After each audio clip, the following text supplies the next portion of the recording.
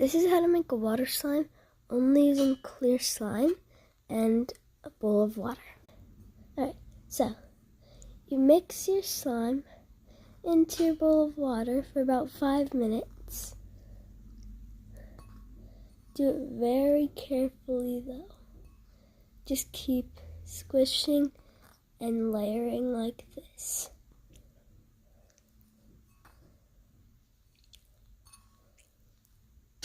Then in the middle of the process, you're going to add some baking soda. Then you're going to keep mixing, add more water, and then you have your genuine water slime. I'll show you the finished product. This is the finished product.